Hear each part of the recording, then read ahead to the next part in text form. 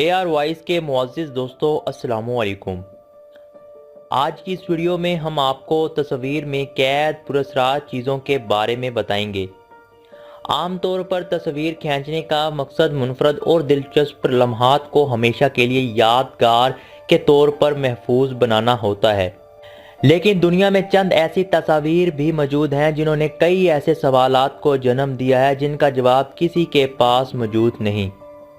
ان تصاویر میں ایسی پراسرار چیزیں موجود ہیں جن کے بارے میں ماہرین کے پاس کئی دہائیاں گزرنے کے بعد بھی کوئی وضاحت موجود نہیں۔ تو دوستو، اس ویڈیو کی مزید تفصیلات میں جانے سے پہلے اس ویڈیو کے نیچے بنے سبسکرائب بٹن پہ کلک کر کے ہمارے چینل کو سبسکرائب کر لیں، ساتھ میں بنے بیل آئیکن پہ بھی کلک کر کے اسے بھی آن کر لیں تاکہ جب بھی اس چینل پر کوئی ویڈیو اپلوڈ کی جائے وہ آپ تک پہنچ سکے۔ Cooper family feeling body. 1950 میں کوپر خاندان نے ایک نیا گھر خریدا اور اس کے ایک کمرے میں یہ تصویر کھینچی۔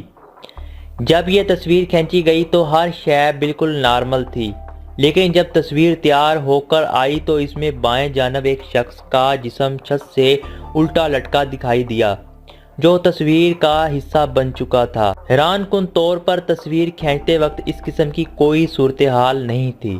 Time travelling ہپسٹر۔ اس تصویر میں پراسرار کیا ہے؟ یہ بتانے سے قبل آپ کے لیے یہ جاننا ضروری ہے کہ یہ تصویر فوٹو شاپ سے قطعاً تیار نہیں کی گئی۔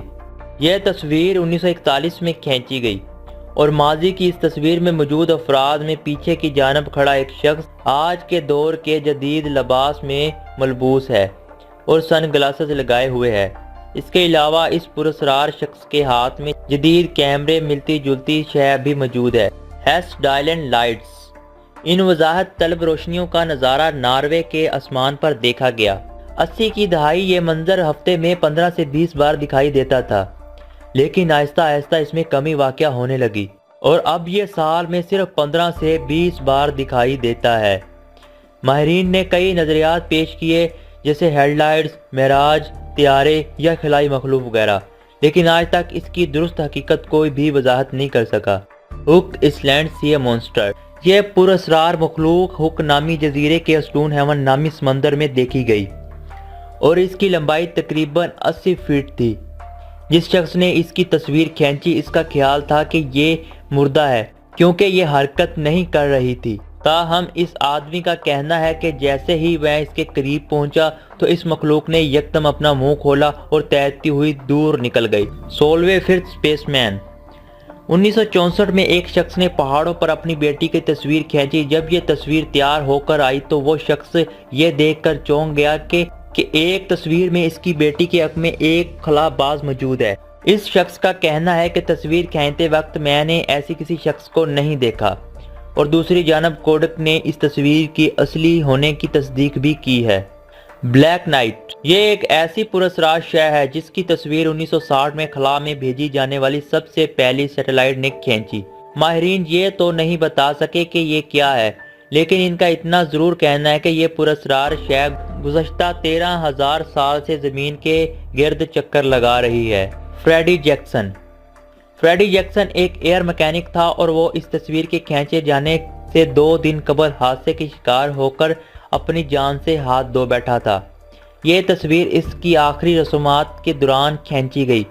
1919 میں کھینچی جانے والی اس تصویر میں جس شخص کو واضح کیا گیا ہے اس کے حق میں ایک اور چہرہ دیکھا جا سکتا ہے۔ فریڈی کے کئی دوستوں نے اس چہرے کو فریڈی کے ہی طور پر شناخت کیا ہے، جو کہ آخری قطار کے بھی پیچھے کھڑا تھا۔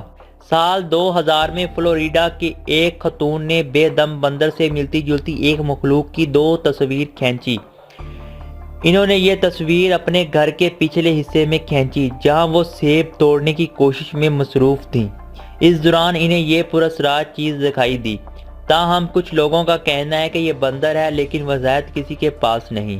ایڈنا سنٹرون۔